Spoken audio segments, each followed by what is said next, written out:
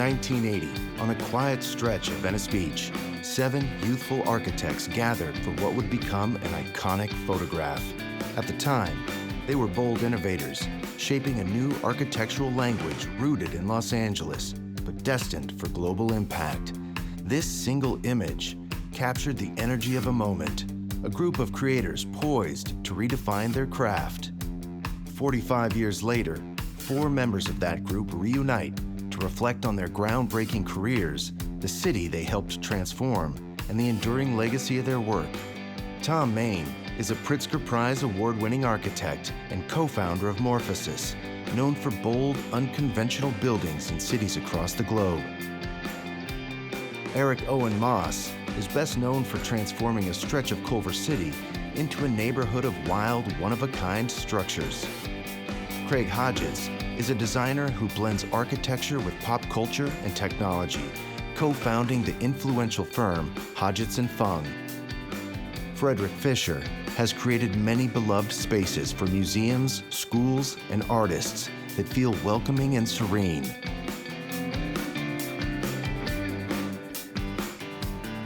Through candid conversations and a restaging of that legendary photograph, this film charts the evolution of their ideas, their friendships, and the architectural soul of Los Angeles itself.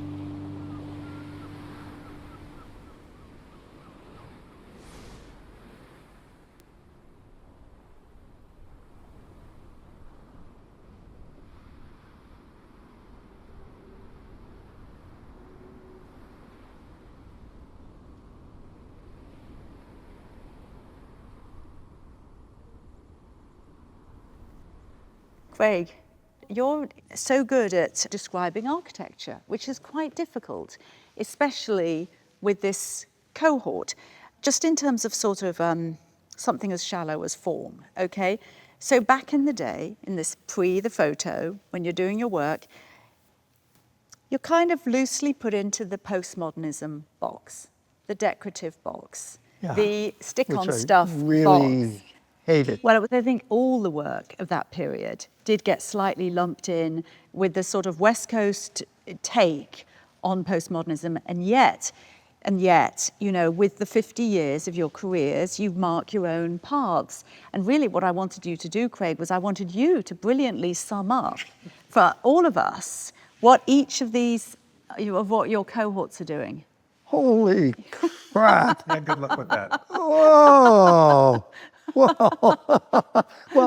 Well, I didn't know Eric well at all. And the first work of yours that I became very familiar with is when you tilted those sewer pipes akimbo in Culver City. And what was clear was that you were making this assault on rectilinearity, on perpendicularity, and had no qualms at all about giving your building a character which, the way I would have characterized it, is of a kind of drunken buccaneer.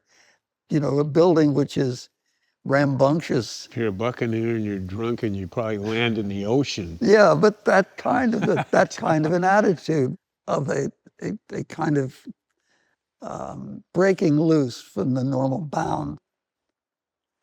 The buildings, to me, kind of defy conventional words to describe them. In that way, we don't have an architectural vocabulary to do that.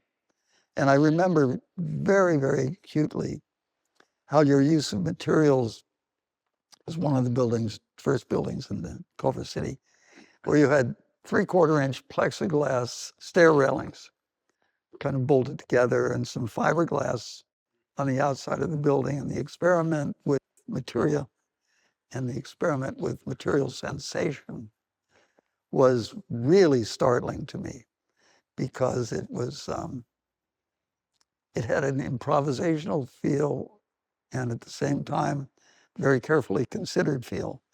And that's the kind of genius, to make a building that doesn't feel designed, it feels found. And so that's the way I would characterize. And Tom? Tom's breakthrough building to me was Kate Manolini. And I remember saying to you, you lucky bastard. This is like the best commission you could possibly have. People go to your building, they enjoy themselves, they're with their boy or girlfriend, and then they're going to have a great time in bed. And I said, that is the ultimate architectural gift that you can give to people. And so I was so taken by Kate Manolini and the kind of effect it had on culture, because it became a kind of destination place for people to go meet, have discussions, et cetera, et cetera. It was very powerful. And it's just this little restaurant. Meet and eat meatloaf. Yeah.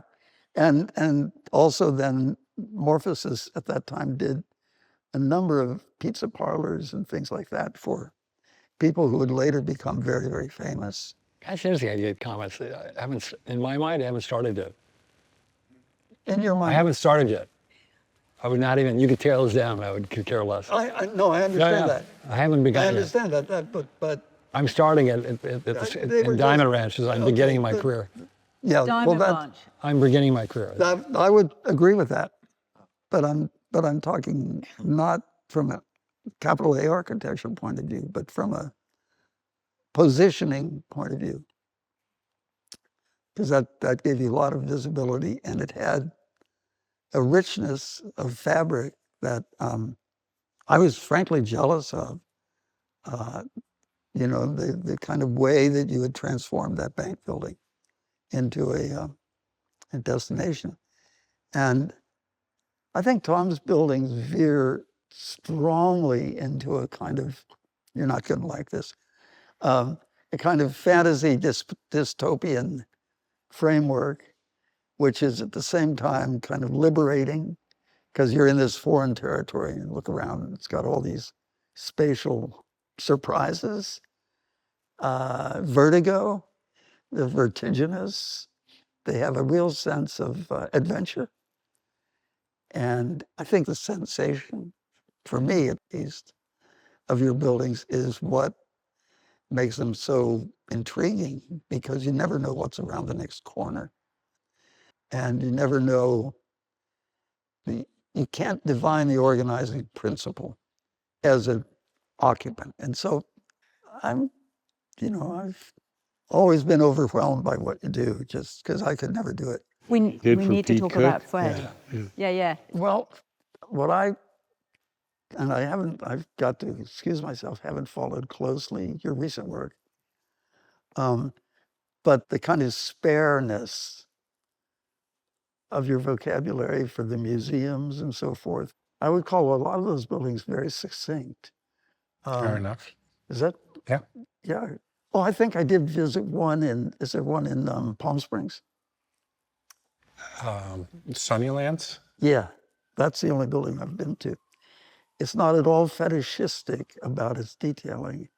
It's just very clear and composed and a pleasure to be in. But it's not asserting itself as a building, I think, so much as a place. I think it really feels like a place. It feels grounded. It feels generous. It feels luminous. I was very curious what you would say. Oh. And I couldn't say it any better. I couldn't say it nearly as well. I wanted to make one point about what Craig has done recently as an editorialist or as a critic, and writing and marshaling. Yeah, come on. And marshaling opinion and offering a very different vantage point to a fairly large audience in contradistinction to a lot of stuff that's been written, which is certainly acknowledged and appreciated.